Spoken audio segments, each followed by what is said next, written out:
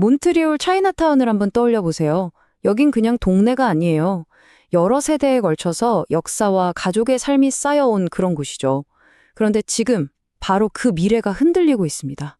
과연 이 동네의 정체성, 그 영혼은 살아남을 수 있을까요? 오늘 그 치열한 싸움의 한가운데로 한번 들어가 보겠습니다. 이 이야기의 중심에는 바로 이런 분들이 계십니다. 에릭 쿠프 씨, 무려 13살 때부터 아버지를 도와서 이 가게에서 일했다고 해요. 그러니까 말 그대로 차이나타운에 살아있는 역사인 셈이죠.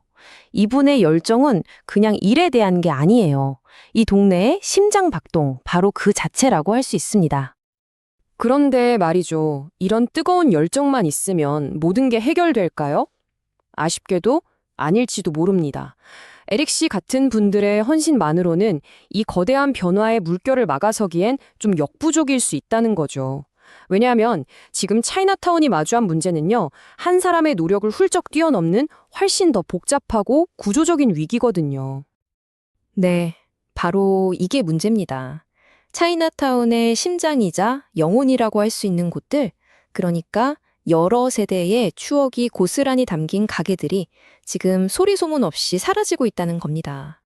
대표적인 예가 바로 윙누들이에요. 무려 75년 동안 이 동네의 사랑방 같은 곳이었는데 문을 닫았어요. 이건 그냥 가게 하나가 없어진 게 아니에요.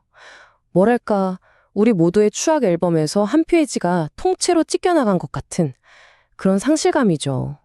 아까 만나던 에릭 쿠프 씨의 이 한마디에 그 마음이 다 담겨 있어요. 슬프다. 가게 하나가 문을 닫는 건 단순히 돈 문제가 아니라는 거죠. 공동체 전체에 퍼지는 어떤 감정적인 상처 같은 겁니다. 근데 이런 안타까움이 그냥 기분 탓일까요? 아닙니다.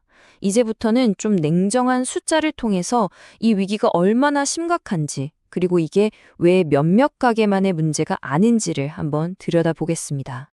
차이나타운 거리를 걷다 보면 텅 빈 가게들이 눈에 띄잖아요. 그 씁쓸한 풍경, 그게 그냥 느낌이 아니라는 겁니다. 이건 명백한 현실이에요. 이제 그 현실을 보여주는 어쩌면 좀 충격적인 숫자를 마주할 시간입니다. 바로 2배입니다. 2022년 연구를 보니까 차이나타운의 가게 공실률이 몬트리올 시내 다른 곳보다 무려 2배나 높다는 거예요. 이 숫자는 그냥 통계가 아니죠. 지금 차이나타운이 얼마나 힘든 시간을 보내고 있는지를 보여주는 명백한 증거입니다. 자, 그럼 이 위기의 한가운데에는 어떤 고민이 있을까요? 바로 하나의 거대한 질문이 있습니다.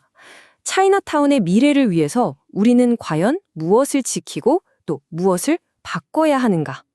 바로 문화보존과 상업적 생존, 이 둘 사이에 아주 팽팽한 줄다리기라고 할 수 있죠. 그러니까 어떻게 하면 이 동네만의 고유한 정체성, 그 영혼을 지키면서 동시에 먹고 사는 문제, 즉 경제적으로 살아남을 수 있을까요? 정말 어려운 질문이죠. 지금 모두가 이 질문에 대한 답을 찾기 위해 머리를 맞대고 있습니다. 여기 이 표를 보시면 차이나타운의 고민이 딱 보입니다. 한쪽에는 우리 문화, 우리 역사를 지켜야 한다. 지역 주민들을 위한 공간이 우선이다 하는 목소리가 있고요. 다른 한쪽에는 아니, 젊은 사람들도 오게 하고 새로운 투자도 받아서 일단 살아남아야 한다 하는 절박함이 있는 거죠. 이 아슬아슬한 균형, 이걸 어떻게 맞추느냐가 차이나타운의 가장 큰 숙제인 겁니다. 지금 가게 구성을 보면요. 80%는 여전히 아시아계 분들이 운영하고 있어요. 그런데 진짜 이야기는 나머지 20%에 숨어 있습니다. 5집 중 1집은 비아시아계 사장님이라는 건데요. 이 사실이 뭘 의미할까요? 바로 차이나타운의 정체성이 조용하지만 아주 거대한 변화의 갈림길에 서 있다는 신호죠. 이런 변화는 당연히 새로운 얼굴, 새로운 아이디어를 가져옵니다. 하지만 동시에 새로운 과제, 새로운 도전을 의미하기도 하죠. 예를 들어 멕시코 타코 가게를 운영하는 제프리 모로 씨 같은 분은 이 변화를 아주 긍정적으로 봐요. 본인은 외부인이지만 나는 이 동네 문화가 정말 좋다. 새로운 투자는 오히려 차이나타운에 활력을 줄 거다. 환영해야 한다고 말하거든요. 그리고 놀랍게도 아까 그 터줏대감 에릭 쿠프 씨도 비슷한 생각이에요. 변화에 대해 마음을 열어두고 있는 거죠. 중요한 건 누가 오느냐가 아니라 그들이 차이나타운의 활기를 불어넣고 우리 모두가 하나의 공동체로 함께 갈 수 있느냐는 겁니다. 하지만 또 다른 목소리도 있습니다. 최근에 식당을 인수한 아이린 장 씨 같은 분인데요. 이분은 아니다. 이 동네의 문화적 유산을 지키는 게 무엇보다 중요하다고 아주 강력하게 이야기해요. 이 논의에 또 다른 관점을 더해주는 거죠. 자, 이렇게 문제가 복잡하고 목소리도 다양하니까 희망이 있긴 한 걸까 싶으시죠? 다행히도 있습니다. 차이나타운의 미래를 위한 청사진을 그리려는 노력들이 이미 시작되고 있거든요. 물론 그 길이 쉽기만 한 건 아니에요. 먼저 넘어야 할 산들이 꽤 있습니다. 일단 언어의 장벽이 있고요. 또 눈에 보이지 않는 반아시아적인 편견 같은 것들도 무시할 수 없죠. 그리고 새로운 사업을 시작하려는 사람들을 체계적으로 도와줄 그런 단체가 부족하다는 것도 큰 문제입니다. 하지만 희망적인 건 우리가 참고할 만한 좋은 모델이 이미 있다는 겁니다. 멀리 갈 필요도 없어요. 바로 밴쿠버의 차이나타운이 아주 성공적인 사례를 보여주고 있습니다. 밴쿠버 사례와 몬트리올 현지 목소리를 종합해보면 앞으로 나아갈 길은 크게 세 단계로 볼 수 있어요. 첫째, 상인들이 다 같이 힘을 모을 수 있는 통합된 네트워크를 만드는 겁니다.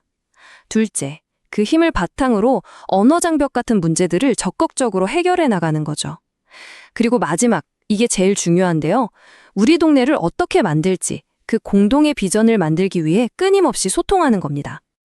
맞아요. 결국 모든 건 소통으로 돌아옵니다. 아이린 장 씨의 말처럼 제일 중요한 건 이거예요. 모두가 한자리에 모여서 우리 차이나타운을 위해 뭘 할까에 대해 함께 동의하는 것. 바로 그 과정 자체가 모든 해결책의 시작이자 핵심이라고 할 수 있습니다. 몬트리올 차이나타운의 이야기는 사실 그냥 한 동네의 이야기가 아니에요. 이건 과거를 존중하면서 어떻게 미래로 나아갈 것인가에 대한 우리 모두의 이야기이기도 합니다. 결국 마지막 질문은 이것 같아요. 발전을 위해서 우리는 무엇을 내려놓을 수 있고 또 무엇은 절대로 잃어서는 안 될까요? 그 답은 어쩌면 우리 각자의 마음속에 이미 있는지도 모르겠습니다.